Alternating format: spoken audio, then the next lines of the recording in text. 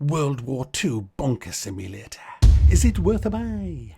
Let's read the words of the developer. American troops capture the German bunker during the Overlord operation in Normandy.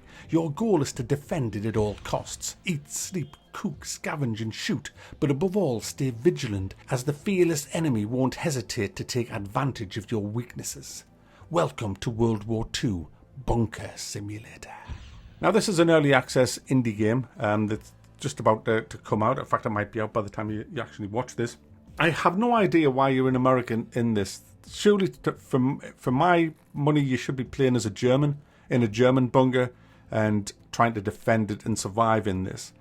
But never mind. You're playing as an American soldier who is in this bunker.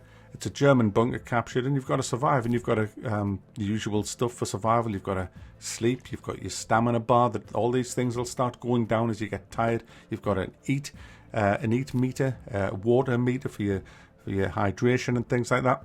And you've got your hit points, obviously. So you've got all of these things that you've got to keep an eye on.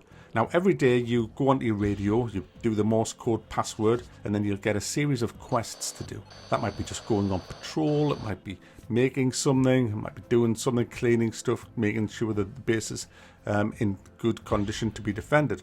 Once you've finished all your chores, you then have free time until 6 a.m. when the next day begins, and you've got to start all over again with new chores and stuff like that. Now, obviously, you have to sleep, so you have to kind of make sure you finish all your tasks in really quick time, because there's other things you've got to do. You've got to cook meals, you've got to make sure your weapons is all clean and ready, you've got to really tidy the bunker and organise things. You really need to put all your ammo in the armoury, your bombs and stuff like that. Then you've got to organise the kitchen, just so that you can do things quickly when you know where everything is. Put your repair kits in a certain room and things like that, just to make the whole thing run a lot smoother.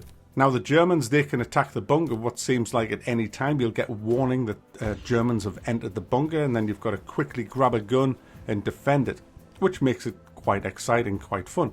There's also airdrops of ammunition and rations, supplies that'll come in every few days. You've got to go and defend the airdrop, kill the Germans there, grab the supplies and bring them back to your bunker. And guys, the whole game is absolutely fantastic on paper. And that's the problem. In reality, playing it, it's a fucking mess. For a start, the AI sucks. If you're on your MG42 in the bunker and you're firing out of the little slit and they're like 100 meters away, they can kind of shoot you in the head easy. In fact, going on the MG42, once the Germans are on the way to reasonably close to the bunker, is suicide. You will get wrecked. The best way is to simply camp in a room, because the Germans know exactly where you are and will just come to the room and you just shoot them as they're coming into the room. The AI is garbage. It's just, you should not take that kind of damage on an M42 machine gun post, because it's much harder to shoot through a little slit than it is to shoot out. But they seem to have the upper hand every single time. But the biggest problem with this game is the time.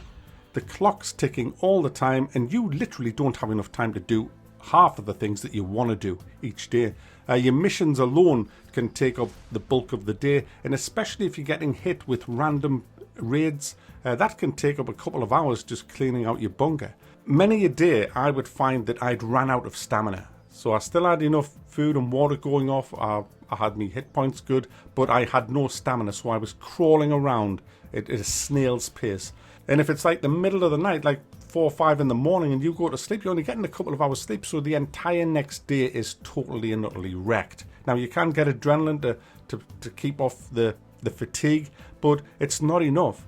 It's supposed to be an immersive game, and it's built to be an immersive game, but it becomes totally unimmersive because you can't do the immersive things because you don't have the time. Even if you finished your 3 or 4 quests that you have to do each day in good time, if you get hit by a raid, that can fuck up your entire night. I mean, you can't even go outside and start building stuff and just start chilling out, going into the woods to get logs, just having a good look through the cookbook, because everything just is constantly eating away at your time.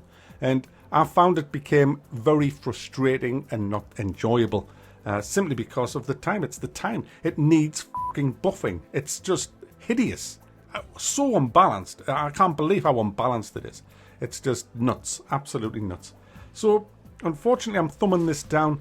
It needs loads of balancing, and it's a shame because this could have been a really good game, and it might end up a good game. It's still in early access, but as it is right now, I wouldn't touch it unless it's something that you're investing in. I don't know what the price of it is either, because the price hasn't been released yet, but purely on the balance side of things and the fact that you're going to get utterly frustrated trying to do things that you want, just organize your bunker correctly because it's clunky as as well, and you can't rebind your keys. There's a list of stuff wrong with this game at the minute. So I'm going to leave it there, guys. This is just an early access review. I will come back to it later if it gets a lot of love, because it has huge potential.